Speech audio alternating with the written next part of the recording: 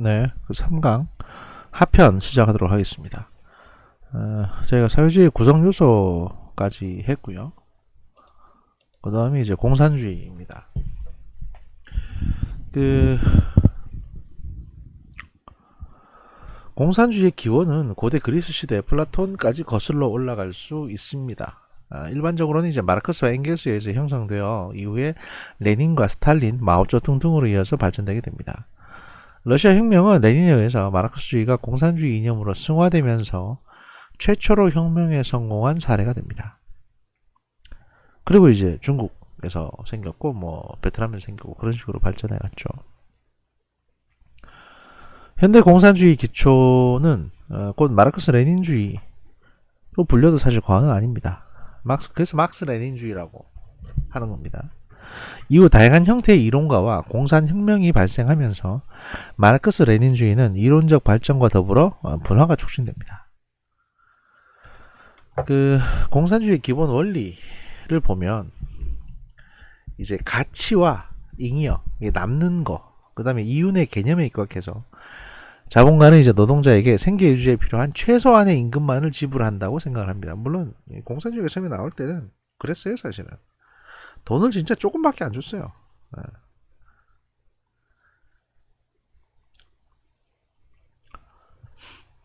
그러나 노동자는 이러한 임금보다 훨씬 많은 가치를 생산하기 때문에 결국 지속적인 가치의 생산은 잉여 가치를 생산하여 자본가는 부를 축적하는 대신에 노동자는 지속적으로 가난을 면치 못하게 된다라고 판단을 했죠. 이러한 과정은 자본가에 의한 노동자의 노동력 착취가 되는 것이고, 여기서 국가는 생산수단을 소유하고 있는 자본가들이 피지배 계층을 지배하기 위한 수단으로 이용된다. 그래서 국가는 곧 자본가들이 노동자를 착취하기 위한 도구로밖에는 활용되지 못한다. 기존의 자본주의 국가에서는. 그래서 공산주의 국가에서는 공동생산, 공동소유 이렇게 가자라고 했는데 이게 인간의 본성을 무시한 거라니까요. 사람은 그렇게 착실하지가 않아요. 착하지도 않아, 심지어는. 근데 그걸 무시하니까. 근데 사실 이론가들이라고 해서 또 레닌이나 마르크스 또는 레닌이나 스탈린이라고 해서 이런 걸 믿었겠어요? 지가 집권하고 싶으니까 갖다 쓰는 거지. 당시 가장 핫한 이데올로기였거든요. 왜냐면 가난한 사람 부자 되게 해준다니까. 그러니까 심플합니다. 그렇게 보면. 그러니까 안 되는 걸 되게 해줄 테니까 우리 편에 붙어서 같이 저 부자의 재산을 뺏어 쓰자라고 하니까 누군들 뭐 혹하지 않겠습니까? 밑바닥 인생을 살고 있다면 손해볼 것도 없으니까 이대로 살다 죽느니 한번 해보자 이렇게 되는 거죠. 그래서 가장 폭력적인 이론일 수밖에 없고 약탈 이론이고 뭐 그런 겁니다. 착취의 불평등한 관계를 타파하기 위해서는 노동자들에 의한 혁명, 즉 프롤레타리아 혁명이 필요하다는 겁니다. 근데 사실 모든 혁명이라는 게 말이죠. 사실 모든 혁명이라는 게 그렇잖아요. 누군가를 때리거나 죽이거나 이래야 되는 거거든요. 이게 무슨 혁명이니까 그냥 폭동이지. 프롤레타리아 혁명의 과도기 동안 프롤레타리아는 정치적 우위를 이용하여 자본주의의 잔재를 제거하고 공산주의 사를 촉진시킵니다. 여기서 이제 프롤레타리아라고 하는 소위 계급이 생긴 거죠. 붉은 귀족이라고 불리는 노멘클라투라라고 불렸던 프롤레타리아 중에서의 지도부가 나옵니다. 그러니까 지도부가 나온다는 생각, 그 개념 자체가 벌써 공산주의가 아닌데요, 뭐.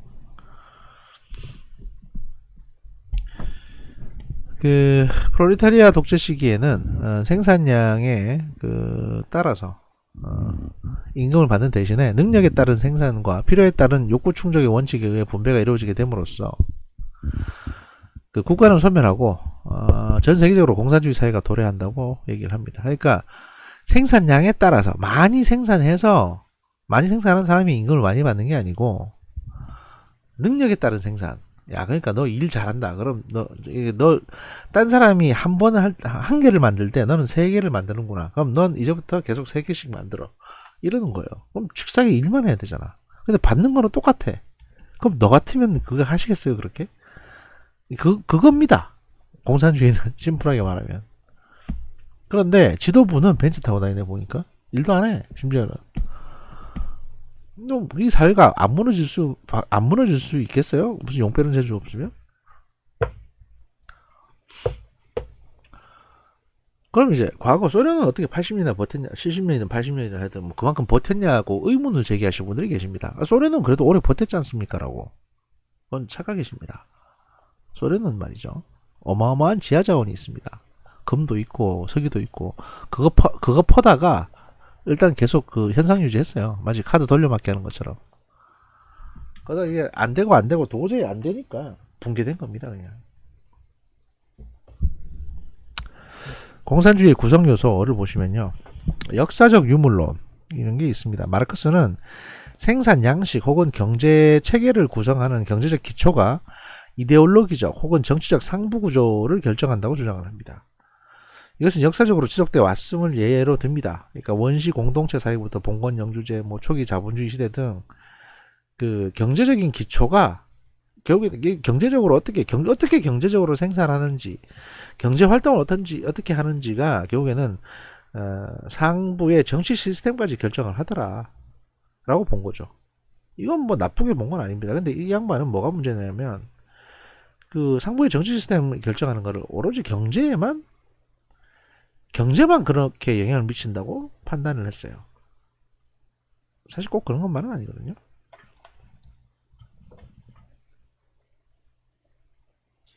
경제 구조가 같더라도 그 의사결정 시스템이 다르게 가는 경우는 꽤 많습니다. 그건 뭐 다른 여러 요인들에 의해서 그렇게 되는 건데, 막스는 일단 경제가 온리 경제 이렇게만 봤다는 거죠. 그래서 이제 온리 경제만 봤고, 그렇기 때문에 어떤 생산 구조, 생산 시스템을 바꾸면 그 정치 시스템도 바뀐다, 이렇게 본 겁니다. 그래서 공산주의, 공동 생산주의가 나온 겁니다.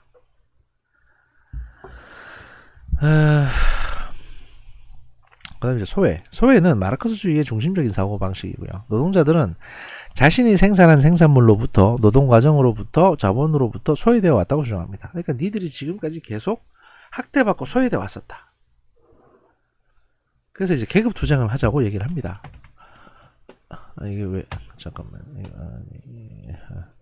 그래서 계급 투쟁이 필요하다고 얘기합니다. 자본주의 내에서 존재하는 중심적인 모순은 사적 소유와 계급 간 불평등이며 이것은 곧 계급 투쟁을 통해서 탈피될 수 있다라고 얘기를 합니다. 그리고 잉여 가치에 대해서 말을 합니다. 자본가는 노동자에게 최소한의 임금만 지불하고 그들이 생산한 가치의 잉여 생산을 착취한다 라고 얘기를 한 거죠. 그 다음이 프롤레타리아 혁명입니다. 사회 경제적 모순과 불평등을 타파하기 위해서는 마르크스는 결국 노동자들에 의한 자본주의 타파를 의미하는 혁명을 주창하게 됩니다. 근데 여기서 큰 오류가 하나 있는데, 여기에는 분명히 노동자 얘기를 잔뜩 했는데 당시 제정 러시아나 또는 중국에서는 이 프롤레타리아 혁명의 주체가 농민이었지 노동자가 아니었습니다. 산업이 없는데 무슨 노동자가 있습니까? 러시아에 산업이 얼마나 된다고? 중국은 더 하죠. 대부분 노예거나 농민들이 반란을 일으킨 거예요. 근데 첫 단추부터 잘못 끼운 겁니다, 사실은. 자본가나 월급이나 사장이나 이런 것들을 구경도 못 해본 양반들이 무슨 프롤레타리아 혁명을 합니까?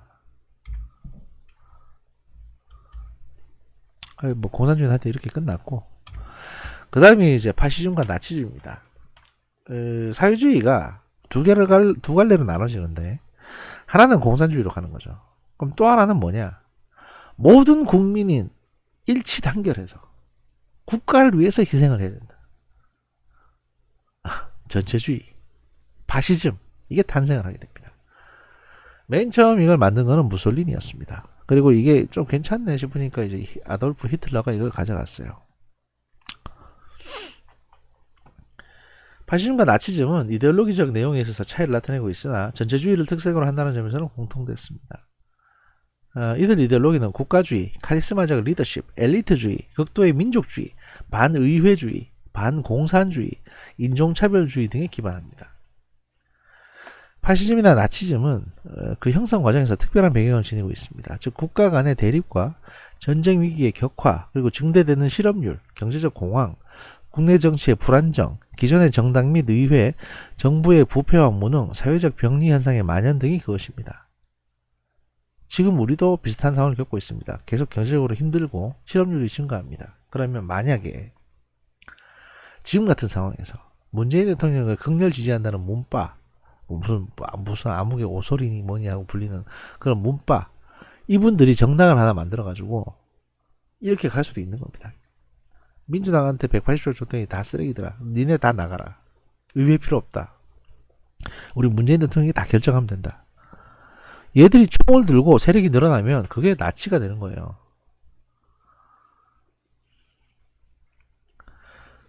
이데올로기의 종말. 이데올로기의 종말론은 이미 1950년대 이후 서구에서부터 시작이 됩니다. 60년대 벨은 이데올로기의 종말이라는 책을 통해서 서구적 관점에서 이데올로기의 종말을 예언했습니다. 왜냐하면 사회가 너무 복잡해지고 그 어떤 한 개념이 어떤 현상을 설명하는 것보다는 차라리 현상들이 나와서 이 개념들을 그냥 막 뒤섞어 버리기 때문에 이젠 이게 뭐 자본주의니 자유주의니 이런 걸로 해석하는 건 힘들겠다 라는 어떤 학자들의 탄식이 나오기 시작한 겁니다. 벨은 2차 세계대전 이후에 파시즘의 몰락과 서구에서 나타난 공산주의의 쇠퇴는 결국 윤리적 이데올로기적 문제가 중요하지 않게 됨을 의미한다고 주장을 했습니다. 대부분의 발전된 서구국가들에서 정치 지도자나 정당은 더 이상 이데올로기를 강조하지 않게 되었으며 더 높은 경제 성장과 물질적 풍요를 약속함으로써 권력 경쟁에서 승리할 수 있게 됐습니다. 그렇죠. 그러니까 이제는 이데올로기 얘기하는 사람이 없습니다. 누가 뭐 여기 공산주의나 이런 얘기를 하겠습니까? 그냥 실업률을 낮추고 경제 성장시키겠습니다라고 하면 표 많이 받는 거예요. 이것은 결국 정치에 대한 경제의 승리를 의미하며 이데올로기의 종말을 의미한다라고 얘기를 한 겁니다. 1989년 프란시스 후쿠야마는 역사의 종말을 통해 유럽에서 공산주의의 몰락은 동서냉전이 끝나고 자유민주주의가 승리했음을 주장을 합니다. 후쿠야마는 2차 세계대전 이후 전개된 자유민주주의와 공산주의 사이의 이데올로기 전쟁은 자유민주주의의 승리로 귀결되었음을 강조를 합니다. 즉 자유민주주의는 공산주의에 승리함으로써 인류가 궁극적으로 추구해야 하는 보편적 이데올로기로서 정착이 되었다는 것입니다. 또한 그는 역사 이후의 시대는 이데올로기 투쟁과 대립이 사라지고 종교와 민족주의, 환경, 과학기술, 경제의 문제가 전면에 부각될 것이라고 예측을 했습니다. 프란시스 후쿠야마한테 박수를 보냅니다. 보십시오. 그랬잖아요. 지금 상황이. 종교, 민족 이거 가지고 전쟁하고 있습니다. 지금. 그리고 환경, 코로나도 사실 환경 문제죠. 어떻게 보면. 과학기술과 경제 이런 것들 때문에 시끌시끌합니다. 이데올로기는 보이지도 않아요. 심지어는 중국이 지금 뭐 공산주의국가인 중국이 가장 잘 사는데 뭐 이게 말이 됩니까 이게? 심지어 걔들은 지금 공산주의도 안 하고 있잖아요. 그러니까 이데올로기라는 거는 이런 거다. 또 이런 현상이다. 라고 이해하시면 되겠습니다. 그리고 저희가 이제 이어서 봐야 될 부분이 바로 정치 체제 부분입니다. 그 시스템에 대해서 말씀드릴 건데요. 이제는 본격적으로 정당과 선거에서 약간 정치적인 얘기로 넘어오게 됩니다. 그 폴리티컬 레짐이라고 부르는 정치 체제, 정치 체제가 과연 무엇인가에서부터 시작해서 쭉 얘기를 이제 전개해 나갈 겁니다. 이게 한 40분 정도 분량이 아마 될 겁니다. 그러니까 정치 체제에 대해서 말씀을 드리면 정치 체제 개념, 인간의 정치 생활은 형태적 측면과 행태적 측면으로 구분이 됩니다. 그 형태는 뭐 그대로 생긴 걸 말하는 거고, 행태는 행동을 말하는 겁니다. 형태적 측면에서는 국가 등 사회 조직을 중심으로 인간의 정치 생활을 규정하는 규범과 질서가 있습니다. 그러니까 이제 어떤 갖춰져 있는 조직체 같은 것들을 보고 이런 형태로 돼 있을 경우에 뭐 이런 어떤 규정이나 규범 이런 것들이 이제 있고 이걸 적용하면 되는 거죠. 행태적인 측면에서 보면 지배, 통제, 조종 등과 같은 인간의 사회적 집단적 행동을 보고 이게 보통 판단을 합니다. 정치 체제는 이제 이런 두 가지 측면을 갖고 있다는 거고, 정치 체제란 어떤 특정한 정치 원리에 기인해서 지배 복종 관계가 편성되어 있는 상태를 의미합니다. 여기서 정치 체제란 정치 권력이 어떤 특정한 정치 원리에 입각을 해서 사회와 국민들에게서 광범위한 복종을 확보함으로써 안정된 지배 질서를 지속해 나갈 때 그것을 형성하는 여러 가지 제도나 정치 조직의 총체를 말하는 겁니다. 그 정치 체제는 제도나 조직의 형태로 나타날 수도 있으며 이것을 통하여 나타나는 정치 행태를 통해 나타날 수도 있습니다. 중요한 것은 어떤 기준과 지표로 현존하는 정치 체제의 유형을 구분하고 분류할 수 있을까? 이게 사실은 이제 관건이 되는 것이죠.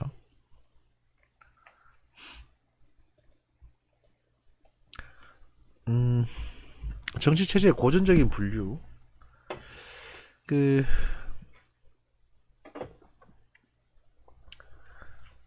그리스의 역사가 헤로도토스 같은 경우에 지배자의 숫자를 기준으로 정치 체제를 군주 1인이 통치하는 군주제, 소수가 통치하는 귀족제, 다수가 통치하는 민주제로 구분을 했습니다.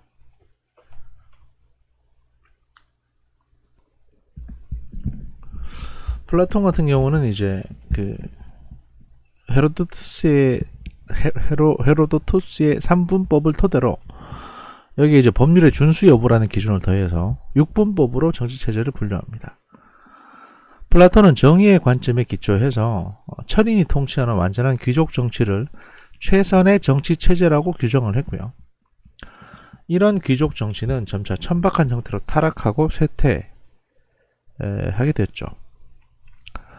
플라톤은 참주제는 정의에 위배되는 최악의 정치체제로 봤으며 민주제나 폭민제는 우매한 군중에 의해서 무질서하고 왜곡된 정치가 행해질 수 있다고 주장을 했습니다. 현재 대한민국의 어떤 정치 상황을 보면 민주제가 좀 문제가 있다.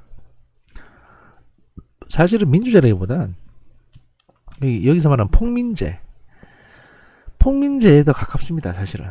왜냐면 자기네 편에서 뭘 잘못하면 법이고 뭐고 그냥 다 무시를 하니까.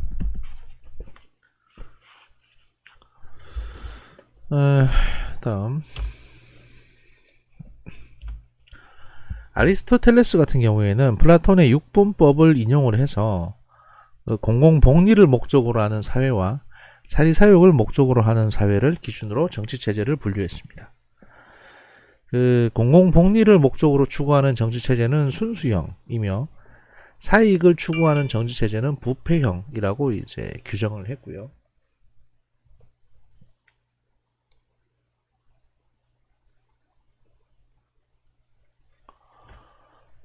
아리스토텔레스는 현명하고 선량한 군주가 있는 한 군주제가 최고의 정치라고 주장을 했습니다.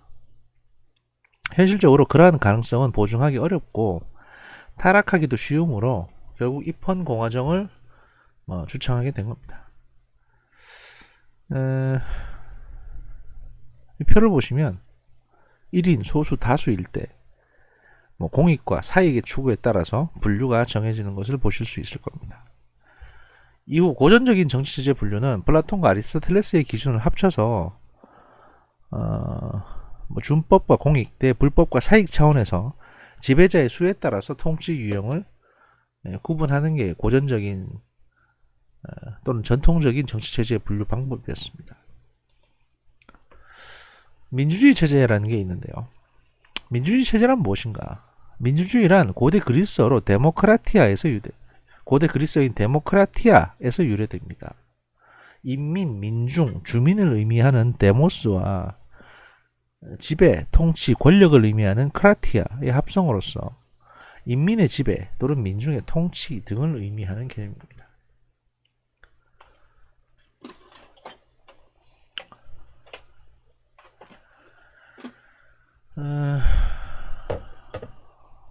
민주주의는 로버트 A. 달에 따르면 과두제의 개념에 입각해서 폭넓은 정치 참여와 공정한 경쟁 그리고 시민적 자유를 통해서 정의된다라고 얘기를 했습니다.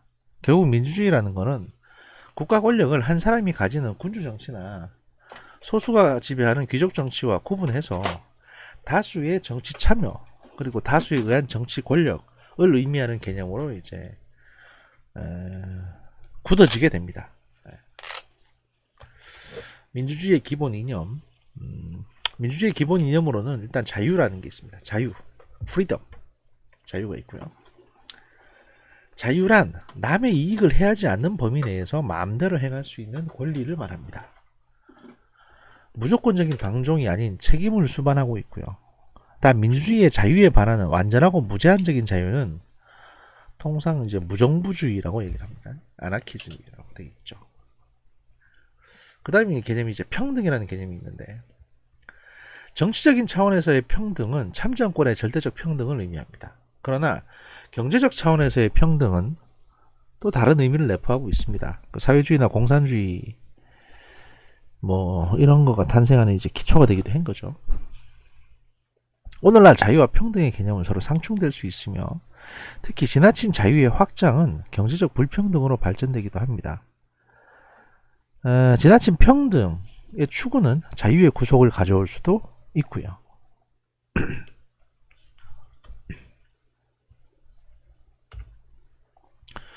민주주의 기본 원리, 국민주권주의. 이게 사실은 여러분이 지금 보시게 되는 민주주의 기본 원리라는 게 저희가 한 학기 강의 전체를 갖다가 통틀어서 정당과 선거를 장악하고 있는 가장 기본적이고 어떻게 보면 가장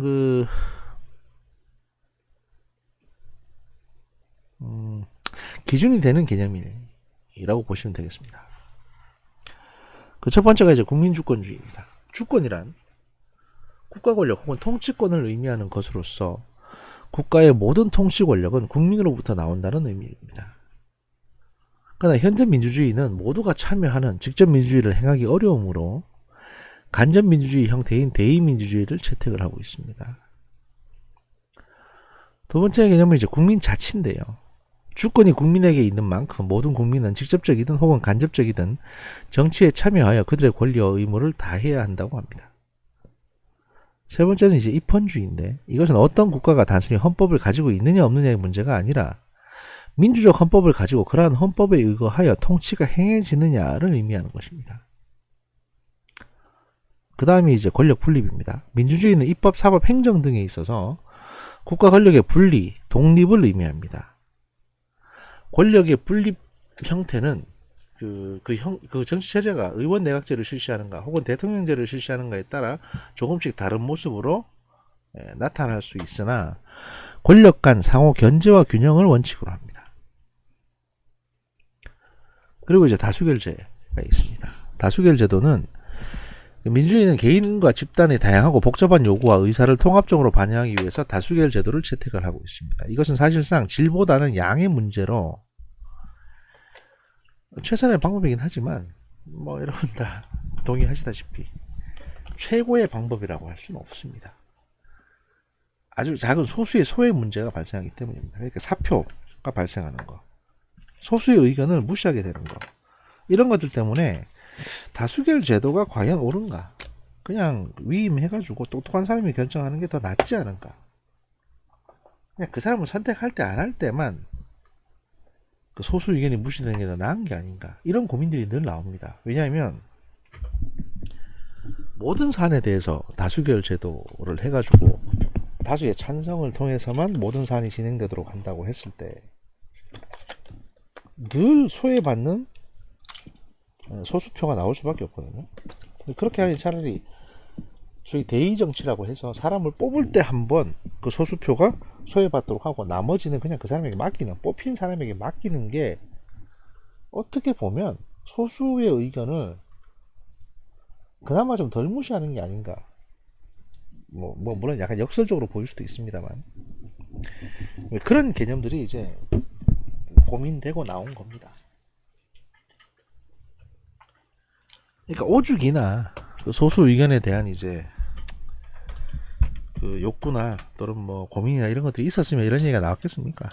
그러니까 딱 그 선에서만 이해를 좀 해주시면 될 것 같습니다.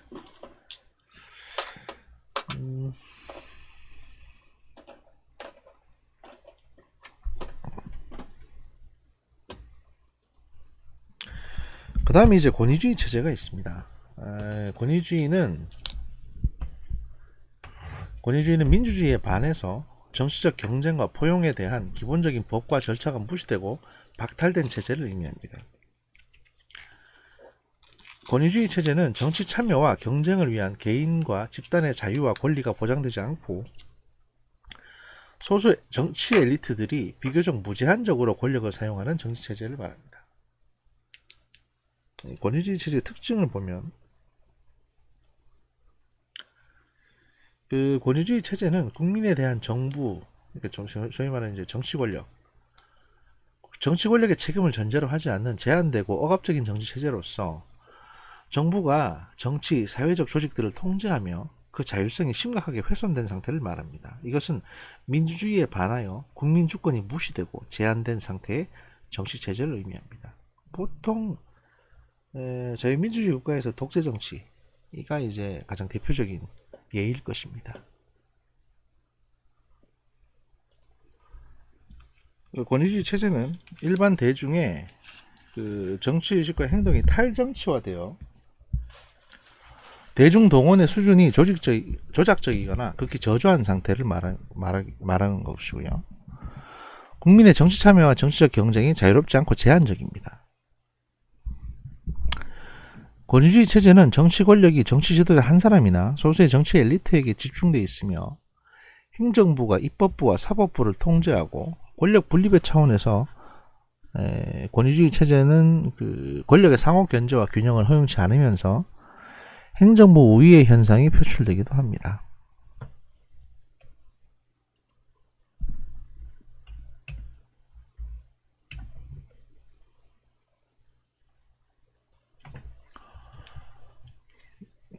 권위주의 체제의 속성.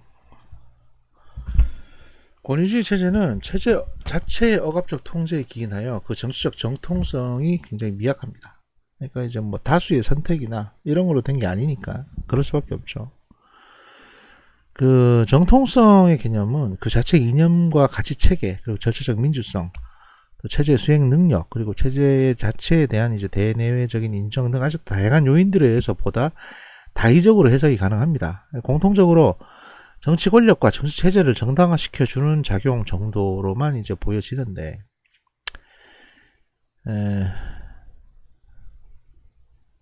그러니까 이제 어떤 게 정통성이냐라고 했을 때, 일단은 국민 다수가 뭐 지지한다라는 적어도의 표현이라도 있어야 된다는 거죠.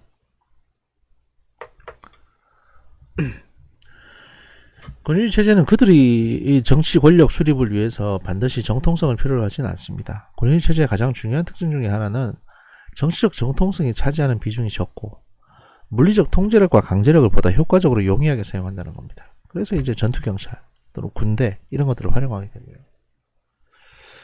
그러나 정통성이 없는 정치체제는 그것이 권위주의 체제라고 하더라도 언제나 불안정한 요인을 포함하게 되고 도전의 위험에 늘 이제 직면을 하게 됩니다.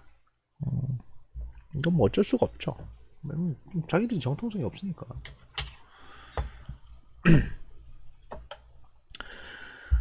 정권 장악 초기에는 무력에 의존했다 하더라도 권위주의 체제라고 해서 언제나 무한정으로 폭력에만 의존할 수는 없기 때문이죠. 점점 시간이 지날수록 우리의 권리를 보장해 달라는 식의 이제 얘기가 나오게 되는 거니까요.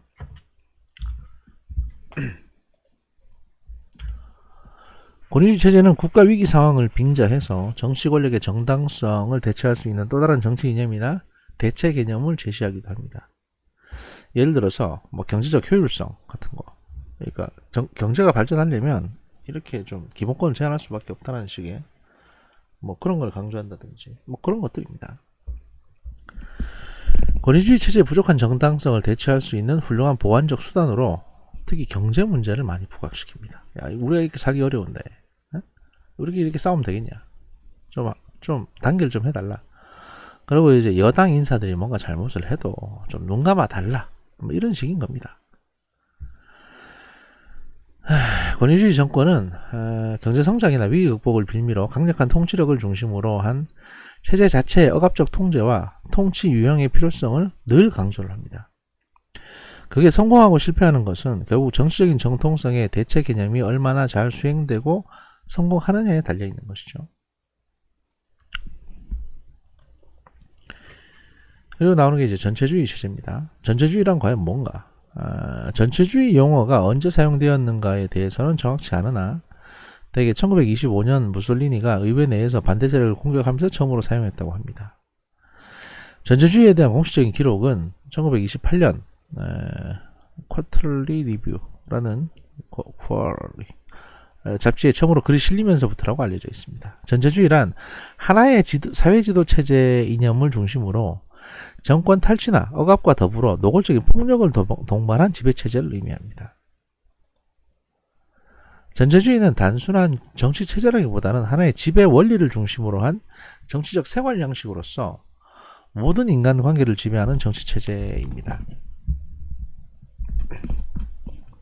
즉 전체주의는 개인이나 개별 집단보다 사회 혹은 국가를 우위에 두는 사상운동이자 그러한 원리를 바탕으로 하는 정치체제의 총체적 집합을 의미하는 것입니다.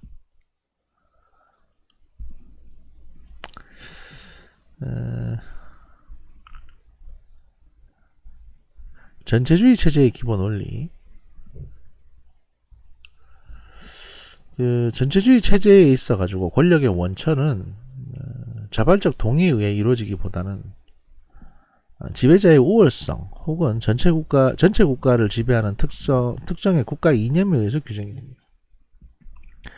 따라서 권력의 원천은 국민에게 있는 것이 아니라 국가 혹은 전체주의 이념을 지배하는 특정의 집단이나 정치 지도자에 있는 것이죠. 권력의 원천이. 그래서 히틀러 죽으면 다 끝나는 것이기도 하고요.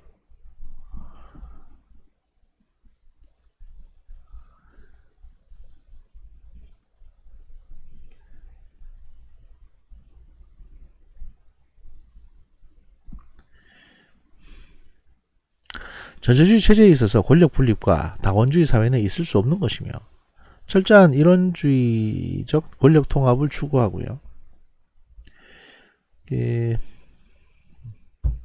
전체주의 체제에서는 국가만이 최고의 선이며 개인과 집단, 사회는 하나의 국가로 통합되는, 따라서 권력 또한 각 부분으로 나누어서 분립되는 것이 아니라 하나 통합되어져야 한다고 계속 주장을 합니다. 그래서 지도자가 모든 거에 대한 어떤 권력을 갖고 있는 겁니다.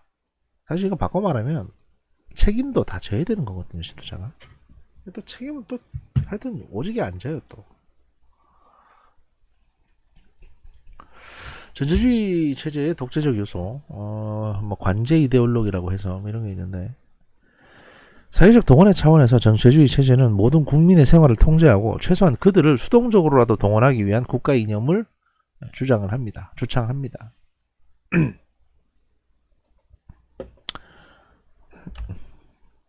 그 다음에 이제 단일한 대중정당이 있습니다. 전체주의 체제는 대부분 일당 체계를 유지하고요. 국가 이념을 수호하는 단일 정당 이외에 정치 이념이나 원리를 주장하는 정당이나 정치 집단은 용인하지 않습니다. 그러니까 없어요. 아예 그런 게. 그 다음에 이제 폭력적인 경찰 통제. 전체주의 체제에서 비밀 경찰은 국가 이념을 수호하고 지원하기 위한 감시자의 역할을 합니다. 이런 통제는 일단 대중의 사생활까지도 간섭을 하게 되고요. 감시와 폭력을 수반한 이러한 통제 방법은 독재 체제를 규정하는 가장 구분되는 특징이 되기도 합니다.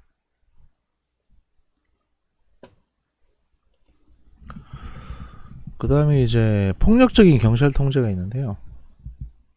전체주의 체제에서 비밀 경찰은 국가 이념을 수호하고 지원하기 위한 감시자의 역할을 합니다. 이러한 통제는 일단 대중의 사생활까지도 간섭을 하게 되고요.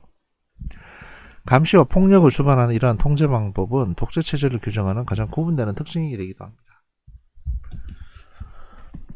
그 다음에 매스컴의 독점과 선전이 있습니다. 전체주의 체제는 모든 유효한 대중 매체를 독점하고 그들의 국가 이념을 선전하고 국민들을 정치적으로 동원하며 대중 학습과 정치 교육을 통해서 그들만의 정치 권력을 정당화합니다. 그 다음에 이제 군부 독점이 있습니다. 전체주의 체제에서는 당과 당 지도부가 군부와 모든 무기 체계를 독점합니다. 이것은 결국 폭력수단의 독점을 의미하고 정치 지도자들은 이러한 폭력수단을 통해 폭압 정치를 마음 놓고 실행을 할 수가 있습니다.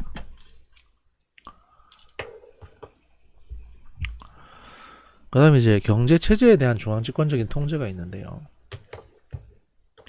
전체주의 체제는 경제 수단과 교환에 있어서 중앙집권적 통제를 통해 계획 경제 체제를 수립을 합니다. 이런 면은 사실 사회주의나 공산주의하고도 크게 다르진 않습니다.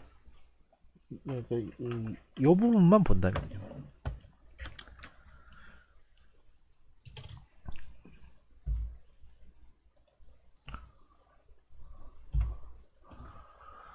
큰 틀에서 선거와 정당 정치 그리고 이제 정치 체제 전체를 한번 이제 쭉 조망을 해보면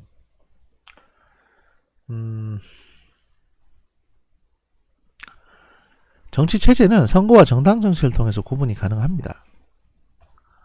즉 선거가 어떤 방법으로 치러지고 있으며 정당 정치가 어떤 양상으로 전개되고 있는가에 따라 정치 체제는 민주주의와 권위주의, 전체주의로 구분이 된다는 거죠. 전체주의 체제는 일당 지배 체제이며 선거와 정당 정치가 무의미하고 즉 선거 과정에 있어서 경쟁성이 전혀 고려되고 있지 않으며 타 정당의 선거 경쟁을 허용하지 않습니다. 권위주의 체제의 정당 정치는 다양하게 나타날 수 있으나 기본적으로는 선거 경쟁이 원활하게 보장되지 않고요. 간혹 이제 법이나 제도적으로 선거 경쟁이 보장된다고 하더라도 실질적으로 운영면에서는 개인의 정치 참여나 야당의 선거 경쟁이 철저하게 통제되어 선거를 통한 정권 교체가 불가능합니다. 민주주의 체제는 말 그대로 개인과 집단, 정당의 정치 참여와 선거 경쟁이 철저하게 보장된 정치 체제로서 선거와 정당 정치를 통한 정권 교체가 가능합니다. 밑에 표를 통해서 보시면 이런 부분들이 표에 의해서 정리가 되어 있습니다. 정치 체계에 이제 유사 개념이라고 있는데 예를 들면 자유민주주의라는 게 있습니다. 사이비 민주주의와 구분하기 위한 이제 민주주의의 본원적 개념으로서 말 그대로 자유와 참여, 경쟁이 보장되는 다원주의적 민주주의 체제를 의미합니다. 그렇다면 사이비 민주주의도 있다는 얘기겠죠, 그죠? 이제 의사민주주의라고 있는데 말 그대로 가짜 민주주의 혹은 사이비 민주주의이며 외양상 민주주의를 가장하지만 실질적으로는 권위주의적 속성을 지니고 있는 정치 체계를 말합니다. 예를 들어 법과 제도적으로 민주선거와 정당 정치를 규정하지만 실질적인 운용에 있어서는 억압과 통제를 통해서 권위주의 정권의 지속적인 체제 유지를 행하는 정치체제를 말합니다. 10월 유신 같은 것도 박정희 대통령 중후반기에 했던 그런 것도 어떻게 보면 이제 의사민주주의에 속한다고 볼 수도 있습니다. 좀 깐깐하게 보자면. 물론 그때 뭐 활동하시던 분들은 또 아니라고 말씀하실지 모르겠지만.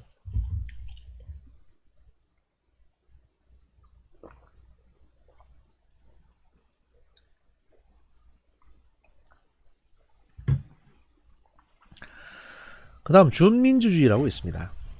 또는 이제 준권위주의라고도 하는데 그 권위주의와 민주주의 사이의 중간 개념으로 어느 쪽에 치우쳤느냐에 따라서 준민주주의 혹은 준권위주의로 불립니다. 그 다음에 이제 제한된 또는 부자유스러운 민주주의라는 게 있는데요. 준민주주의와 유사하게 사용되는 개념으로 완전한 민주주의로 볼 수 없으나 어느 정도 권위주의에서 벗어나 민주적인 속성을 지녀가는 정치체제를 의미합니다. 어떻게 하다 보니까 두 개의 PT를 저희가 진행을 하게 됐고요. 3강은 여기까지 하고 4강은 저희가 이제 내일 좀 올리도록 하겠습니다. 지금이 화요일이거든요. 지금 화요일입니다. 그래서 내일 수요일날 오전에 올리든지 아니면 빠르면 오늘 저녁 때쯤 올라갈 겁니다. 4강도. 그리고 이제 5강도 차질 없이 이번 주 안에 올라갈 수 있도록 그렇게 해서 이제 진도를 맞추도록 하겠습니다. 이거 결제란다. 저기 출석하시는 거는 여유를 충분히 드릴 테니까 체크만 해 놓으세요. 그러면 뭐 출석한 걸로 인정해 드릴 테니까. 하여튼 고생하셨고요. 또 몇 시간 있다가 또 뵙겠습니다. 감사합니다.